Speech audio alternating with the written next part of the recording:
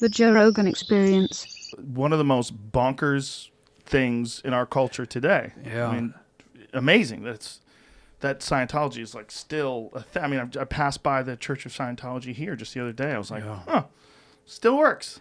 Yeah, they've just moved it. When the documentary came out, some woman had just gone to see it at the movie theater, and it was on the drag, on Guadalupe across from the university, and she drove her car through the plate glass windows of the Scientology building, and she didn't stop there. She drove around the lobby a little bit, knocking over bookshelves and stuff. So I had to issue a statement deploring violence in any form.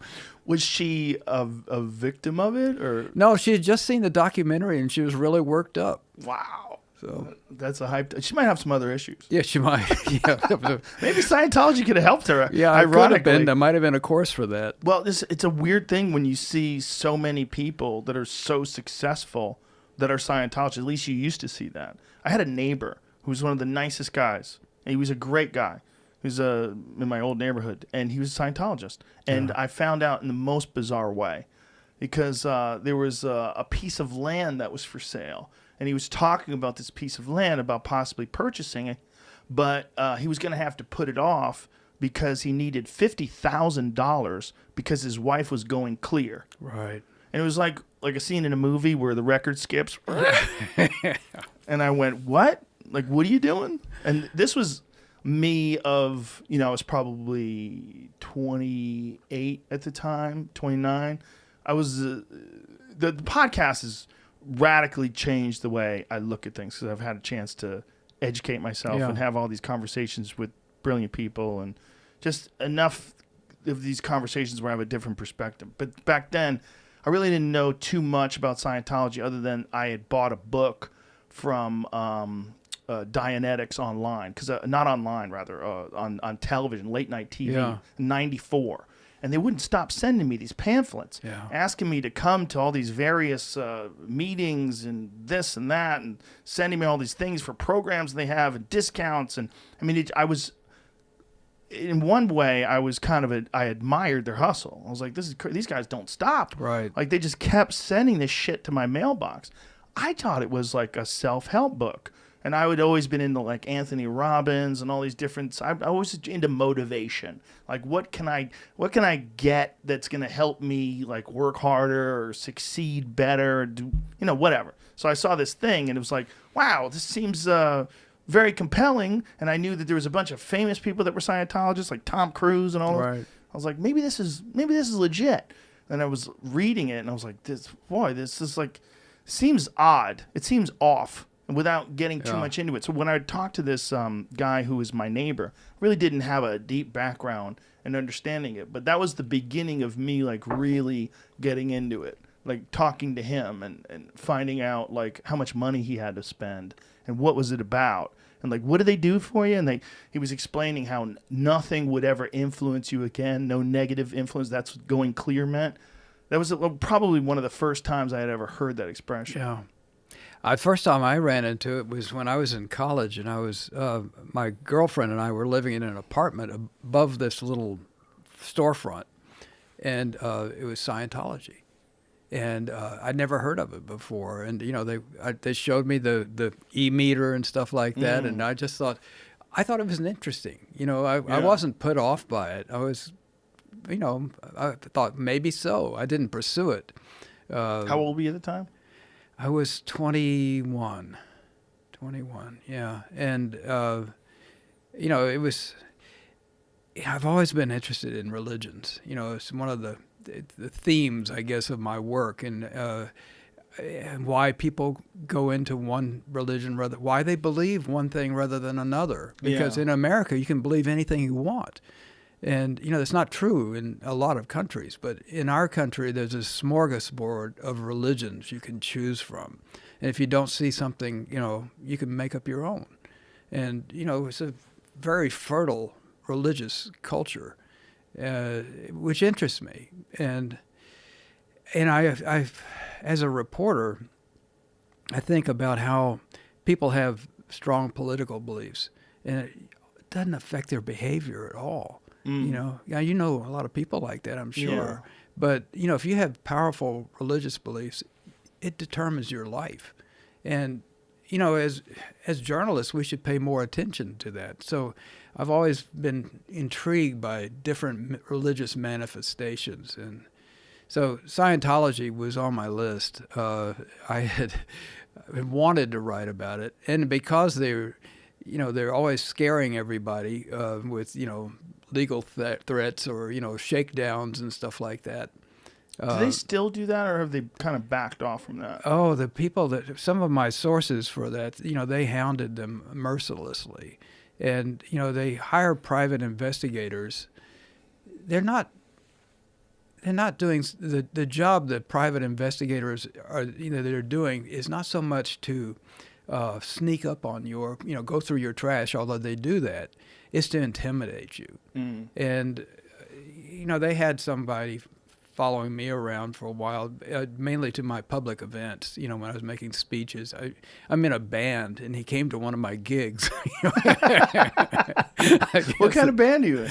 It's a blues band. We play, Texas, Louisiana music, and we used to back before the pandemic. I don't know if we had a regular gig at the Skylark Lounge in East Austin, and opening. Well, I want to come see you when you'll be invited. Back. Yeah, we got it. We're going to be really rusty. We need a lot of rehearsal now.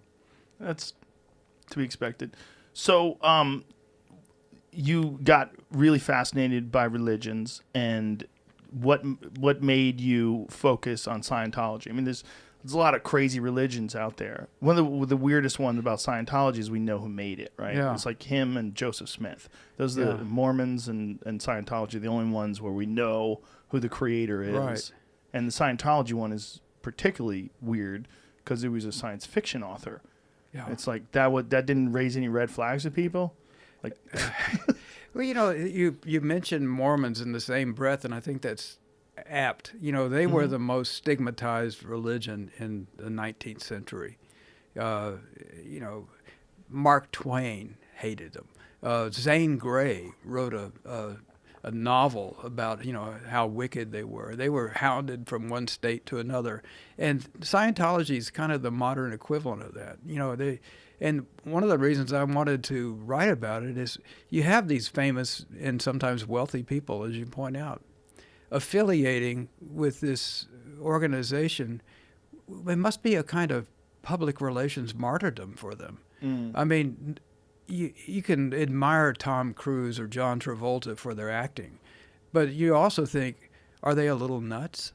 Is there something going on with them that they need this religion? And so why do they affiliate? Why do they lend their celebrity and their standing to such a stigmatized religion? That was one of the reasons I wanted to write about it. well, they must get some benefit out of it. That's what and they do. Yeah. I'm not, I think especially at the lower levels, they offer courses like Jerry Seinfeld was in for a while. I don't think he was ever in. I think he was interested in it and he was studying it. He took some courses. Yeah. But he was never committed as a Scientologist. What is a Scientologist? I mean, once you're going to the Celebrity Center and you're taking courses, I say you're a Scientologist. If you go fishing once, are you a fisherman? Yeah, that case. Aren't you? It's a good question. I'm testing the waters. I've played basketball a couple times. I'm hardly a basketball player. It's a little different. Is it? Yeah. I mean, I guess it is. But I mean, I feel like taking courses and things doesn't Well, make Leonard Cohen did as well. Sure. And Rock Hudson. I mean, there were a lot of people were drawn to it. And I think, part of it is Scientology set itself up as a religion for celebrities. It deliberately targeted people like that. Mm-hmm. And for instance, if you go to Hollywood and you look at, prominent actors and so on, they tend not to be Southern Baptist. It's not designed for them. And, they may come from a Southern Baptist background, but if they move to Hollywood and they're looking for a group of spiritual seekers like themselves, and they want to affiliate with people like them, Scientology says, here we are. And we have the Celebrity Center where people like you know, can come and you can hang around with other famous people. I think they offer a certain amount of protection. And I think there's something that there for that. And there's also, I think, there's a structure that exists, and I think there's a lot of people that, especially in such a volatile sort of, it's a uncertain world, the world of acting in particular. Yeah. It's such a crazy world. I mean, I always said, if you want a formula, like why is LA the way it is? Well, just stop and think about what it is. You have a bunch of people that move there from somewhere else because they want fame, right? And then you make them audition, which is the weirdest thing.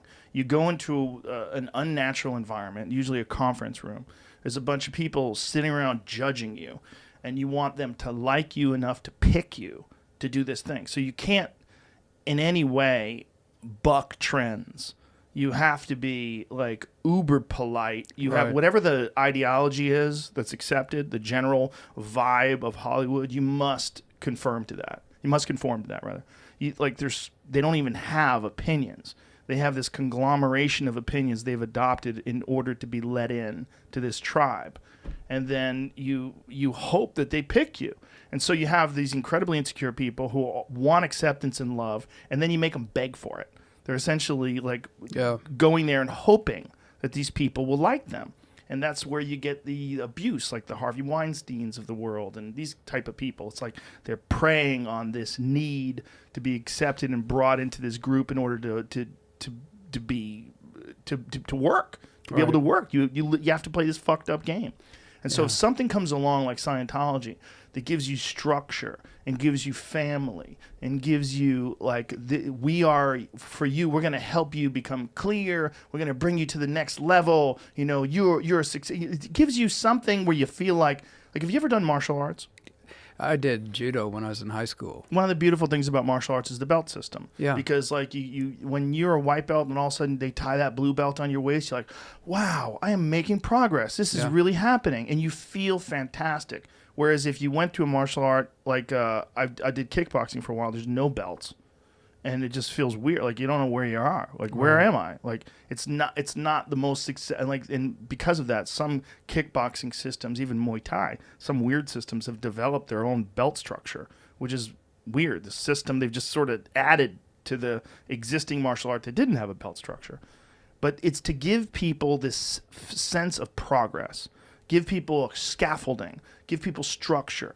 Give people this thing where you feel like something is happening for me. And I think that's one of the things that Scientology does really well for these fucked up people. Absolutely. Catch new episodes of The Joe Rogan Experience for free only on Spotify. Watch back catalog JRE videos on Spotify, including clips.